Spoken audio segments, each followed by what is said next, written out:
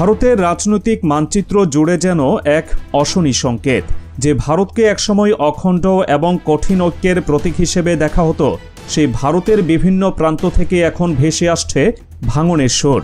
উত্তরে কৃষক বিদ্রোহের আগুন নেভেনি, পূর্বে মণিপুরের জাতিগত সংঘাতের ক্ষত এখনও দগদগে, আর ঠিক সেই মুহূর্তে দক্ষিণের সবচেয়ে শক্তিশালী দুর্গ তামিলনাড়ু থেকেও উঠে এলো স্বায়ত্তশাসনের দাবি।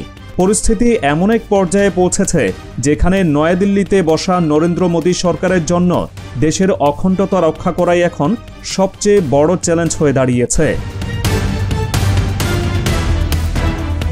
একসময় ভারতের সবচেয়ে স্থিতিশীল এবং অর্থনৈতিকভাবে উন্নত অঞ্চলগুলোর একটি ছিল তামিলনাড়ু, কিন্তু সেই রাজ্যের মুখ্যমন্ত্রী এম.কে. স্ট্যালিন যখন প্রকাশ্যে বলেন আমরা আমাদের অধিকার ফেরত চাই, দিল্লির নিয়ন্ত্রণ নয়, তখন বুঝতে বাকি থাকে না যে পানি অনেক দূর গড়িয়েছে। এটি কোনো সাধারণ রাজনৈতিক বক্তব্য নয়, বরং ভারতের যুক্তরাষ্ট্রীয় কাঠামোর একেবারে গোড়ায় আঘাত করার মতো একটি বার্তা যে তামিলনাড়ুকে ভারতের অর্থনীতি, প্রযুক্তি এবং শিক্ষার হৃৎপিণ্ড বলা হয়। সেই রাজ্যের এমন কঠোর অবস্থান মোদী সরকারের কপালে গভীর চিন্তার ভাঁজ ফেলেছে। কিন্তু হঠাৎ করে কেন এমন দাবি তুলছে তামিলনাড়ু? এর উত্তর খুঁজতে গেলে ইতিহাসে যেতে হবে। 60-এর দশকে ভাষা এবং সংস্কৃতির অধিকার নিয়ে দ্রাবিড় আন্দোলনে যে আগুন জ্বলে উঠেছিল সেই আগুন পুরোপুরি নেভেনি, বরং ছাই চাপা ছিল। বর্তমান মুখ্যমন্ত্রী এম.কে. স্ট্যালিনের এই স্বায়ত্তশাসনের দাবিকে সেই পুরনো দ্রাবিড় আন্দোলনেরই আধুনিক সংস্করণ হিসেবে দেখা হচ্ছে। গত মাসে একটি জনসভায় স্ট্যালিন অত্যন্ত পরিষ্কার ভাষায় অভিযোগ করেছেন যে কেন্দ্রের বর্তমান নীতি রাজ্যগুলোর ক্ষমতাকে ধীরে ধীরে কেড়ে নিচ্ছে। তার ভাষায়, আমরা কেবল কর দেওয়ার যন্ত্র নয়, আমরা আমাদের রাজ্যের নীতি নির্ধারণে অংশীদার হতে চাই।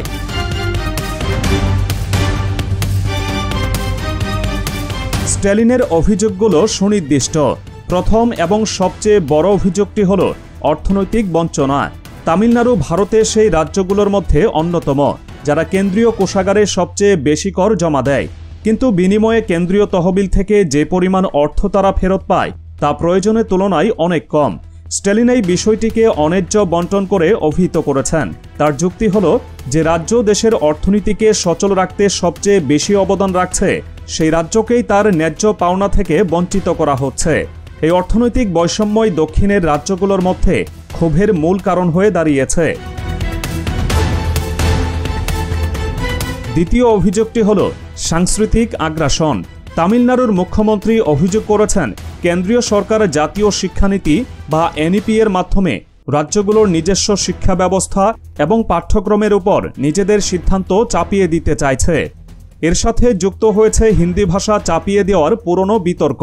কেন্দ্রীয় সরকারি নিয়োগ পরীক্ষা থেকে শুরু করে বিভিন্ন দাপ্তরিক কাজে হিন্দিকে অগ্রাধিকার দেওয়ার প্রবণতা তামিলনাড়ুর মতো একটি রাজ্য মেনে নিতে পারছে না, যাদের নিজস্ব ভাষা এবং সংস্কৃতি কয়েক হাজার বছরের পুরনো।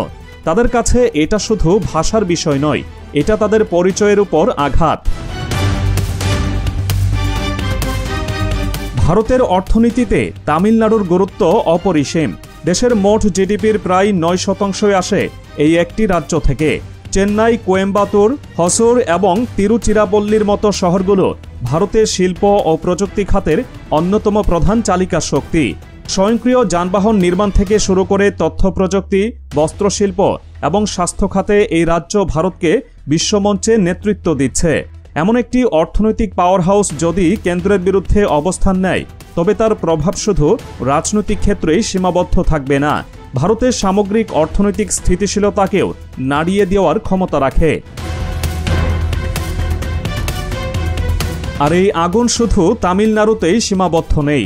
এই স্বায়ত্তশাসনের দাবি এবং কেন্দ্রের বিরুদ্ধে অর্থনৈতিক বঞ্চনার অভিযোগ এখন দক্ষিণ ভারতের অন্যান্য রাজ্যেও ছড়িয়ে পড়েছে।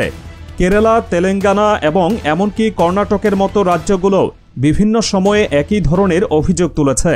দক্ষিণের এই রাজ্যগুলো সম্মিলিতভাবে মনে করে তারা শিক্ষায়, স্বাস্থ্য ব্যবস্থায় এবং অর্থনৈতিক উন্নয়নে উত্তর ভারতের রাজ্যগুলোর চেয়ে অনেক এগিয়ে। তারা বেশি কর প্রদান করে দেশের উন্নয়নে ভূমিকা রাখছে, অথচ কেন্দ্রীয় বরাদ্দের সময় তাদের প্রতি অবিচার করা হচ্ছে। এই সম্মিলিত অসন্তোষ এখন একটি দক্ষিণী জোট বা সাউদার্ন ব্লকের ধারণা তৈরি করছে, যা দিল্লির জন্য এক নতুন মাথা ব্যথার কারণ।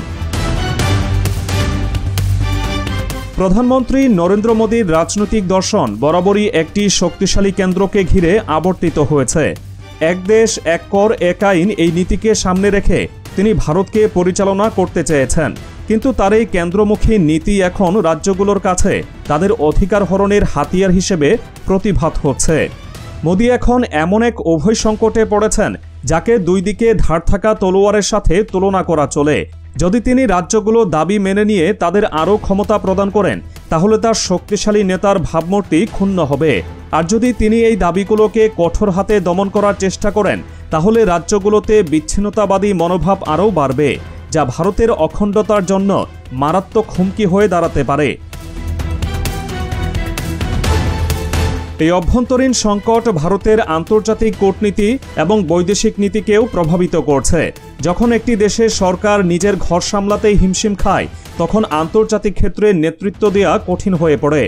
চীন, জাপান এবং আসিয়ান দেশগুলোর সঙ্গে ভারতের যে বড় বড় অর্থনৈতিক প্রকল্প এবং বিনিয়োগের আলোচনা চলছিল, এই অভ্যন্তরীণ রাজনৈতিক অস্থিরতার কারণে সেগুলোর গতি কিছুটা হলেও কমে আসছে। আন্তর্জাতিক বিনিয়োগকারীরাও একটি দেশের রাজনৈতিক স্থিতিশীলতাকে সবচেয়ে বেশি গুরুত্ব দেয়।